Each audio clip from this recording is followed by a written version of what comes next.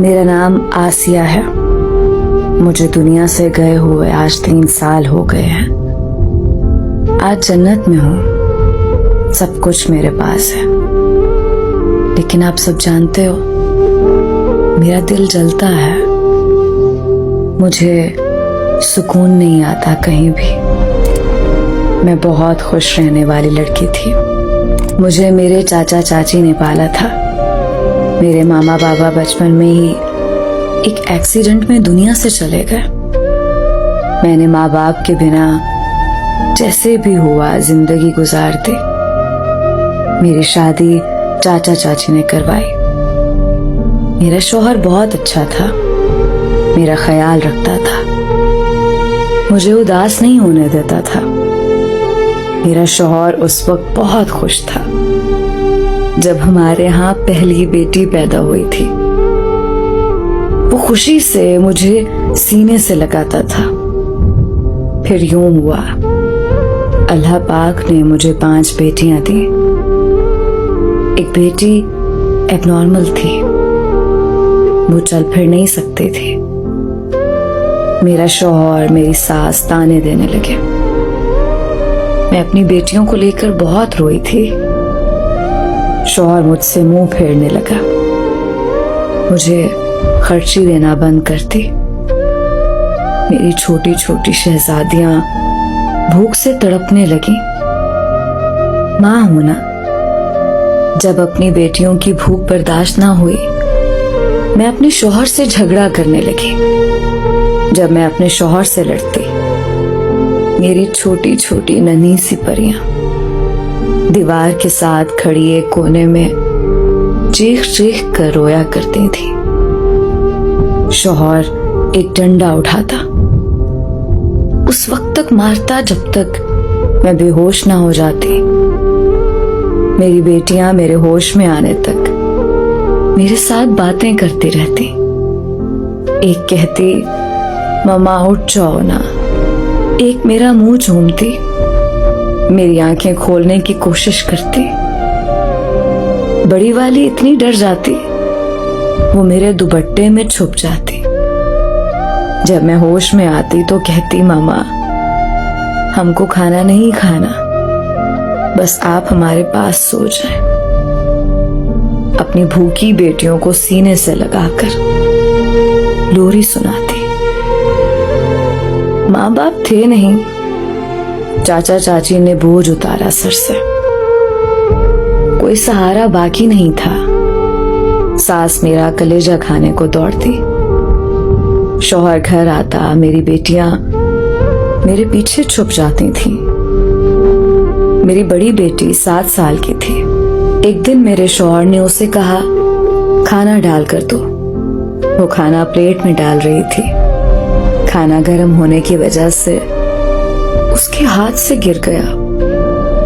मेरे शौहर ने उसे इतना मारा कि उसके मुंह से खून निकलने लगा।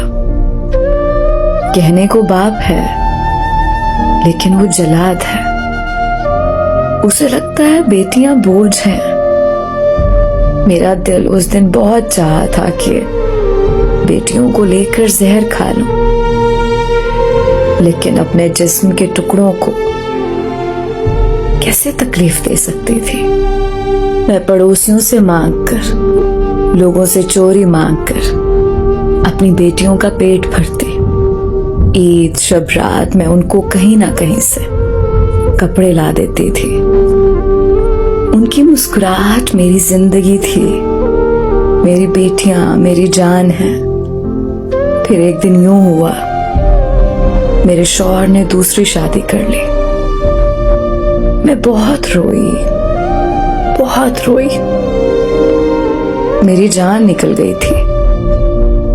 वो दुल्हन घर ले आया।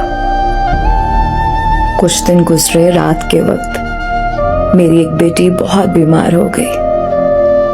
मैं उसके कमरे का दरवाजा खटखटाती रही, वो ना उठा। मैंने चिल्लाना शुरू कर दिया।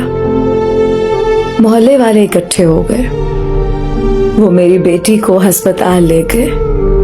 सुबह मेरा शौहर डंडा लिए मेरे पास आया, मुझे गालियां देने लगा। मुझे बालों से पकड़कर घसीटते हुए हॉल कमरे में ले आया। मेरी बेटियां रोने लगी।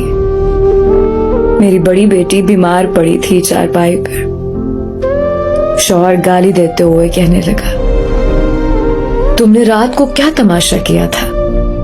मोहल्ला इकट्ठा कर लिया। मेरी खुशी नहीं देखी जाती तुमसे। उसने मुझे मारना शुरू कर दिया। मुझे मारता रहा। मैं चिल्लाती रही।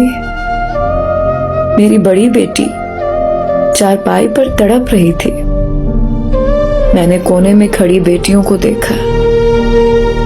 इतने में एक जोरदार डंडा मेरे दिमाग में लगा। मेरा जिस्म सुन्न होने लगा। मैं कांपने लगी। मेरी बेटियां मेरे सामने ओझल होने लगी। मेरी बेटियों के चेहरे धीमे होने लगे।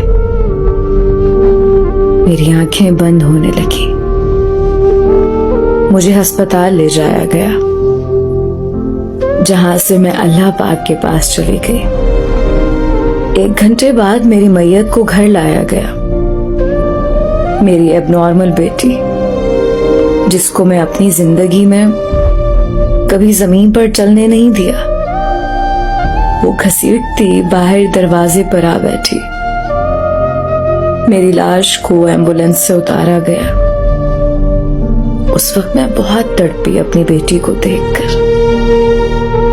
माँ मर जाएं, एक ही लम्हे में उनकी औलादें, खासकर बेटियां, आसमान से जमीन पर क्यों आ जाती हैं।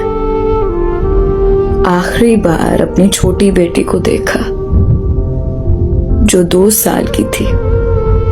वो अनजान थी, चारपाई पर खुद खेल रही थी।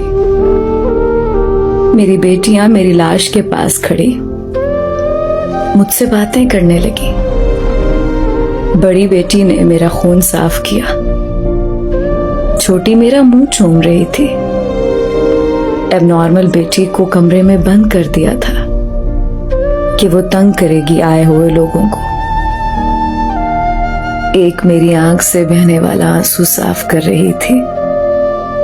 मैं आसमान की तरफ सफर करते हुए सब देख रही थी। एक बेटी ने मेरी आंखें खोली और कहने लगी, मामा उठो, छोटी रो रही है, उसे भूख लगी है। वो सारी रात मेरे पास बैठी रही थी। मेरा जिस्म ठंडा पड़ चुका था। मेरी बेटी ने अपनी छोटी बहनों को अपने पास बिठाया। कहने लगी, मामा सो गई हैं, मामा के साथ लेट जाओ।